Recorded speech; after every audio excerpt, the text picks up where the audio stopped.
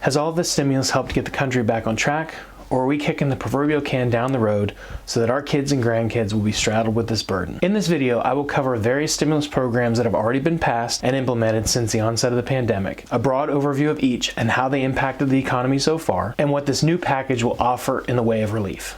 Welcome back to Mystery Money. My name's Nick, and on this channel I talk about financial terms and topics that surround money. If that sounds like something you would be interested in learning more about, start now by hitting that subscribe button and turning on notifications by hitting that bell. Stimulus is needed when an economy has ceased to grow and expand. It begins with a slow decline and GDP drops. Basically, the income of a country drops below the debt obligations of that said country. Unfortunately, for the US, this has been an issue for a long time. If the country were a person, they would be using credit cards to maintain living expenses until income came back, but that credit card appears to be unlimited. The country's national deficit, or what it puts on a credit card beyond its living expenses, is $3.2 trillion per year.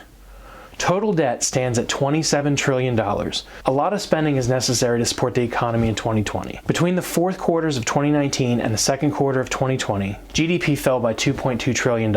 In March of 2020, Congress passed the historic CARES Act at a price tag of $2 trillion. There were a lot of other parts to the program, but in this video I'm only going to focus on the stimulus portion. In the way of stimulus, the CARES Act provided, number one, direct payments to Americans. Anyone who paid taxes received a one-time direct deposit of $1,200 per adult plus an additional $500 per child. Payments were available for incomes up to $75,000 for individuals and $150,000 for married couples. The program provided $250 billion for extended unemployment insurance, expanded eligibility, and offered workers an additional $600 per week for 4 months. This was on top of what the state programs were already paying. It expanded unemployment insurance benefits through December 31st for eligible workers. This deal applied to the self-employed independent contractors and gig workers in the economy. $350 billion was dedicated to preventing layoffs and business closures while workers had to stay at home during the outbreak. Companies with 500 employees or fewer that maintained their payroll could receive up to 8 weeks of cash flow assistance. If employers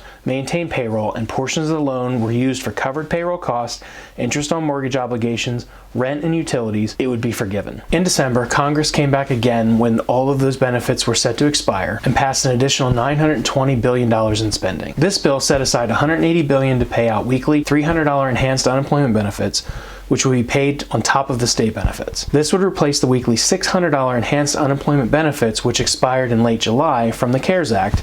In addition to the package would include $82 billion for education, $45 billion for transportation such as airlines, and $25 billion for housing assistance. The stimulus deal also included $160 billion in state local government funding, $288 billion in small business for the Paycheck Protection Program, and a second round of up to $600 per person in direct payments. The latest package offered by the Biden administration and potentially passed with a limited to no Republican support will contain direct payments of $1,400 to most Americans, bringing the total relief of $2,000 that included the December $600 payment, increasing the federal per weekly unemployment benefit to $400 and extending it through the end of September, increasing the federal minimum wage to $15 per hour, extending the eviction and foreclosure moratoriums until September, and $350 billion in state and local government aid. It also includes $170 billion for K-12 schools and institutions of higher learning, $50 billion towards COVID testing, and $20 billion towards the vaccine program in partnership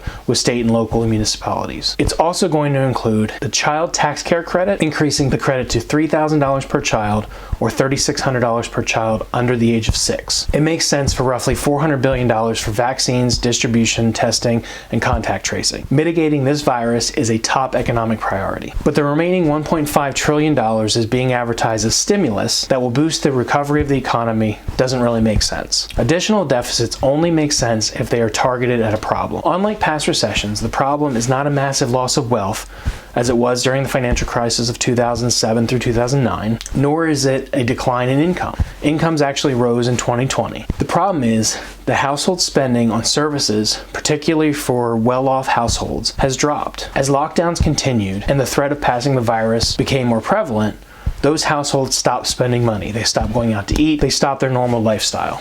And as those lockdowns continued, demand shrank, those job losses followed. The pandemic has had particularly severe effects on certain economic sectors. Low-income workers, hospitality industries, women who have had to leave the workforce to take care of children, men who have had to leave the workforce to take care of children. Basically, anyone that has had to take care of children over the last year has been dealt a severe economic loss. The pandemic overall has had a devastating effect on the U.S. economy. From February to April, the unemployment rate rose from 3.5% to 14.7%. Now it has dropped to 6.3% as of January of 2021. This still means that there's over 10 million people unemployed. The theory of stimulus is that when the economy is full employment, government stimulus, tax cuts, checks, spending will boost the economy.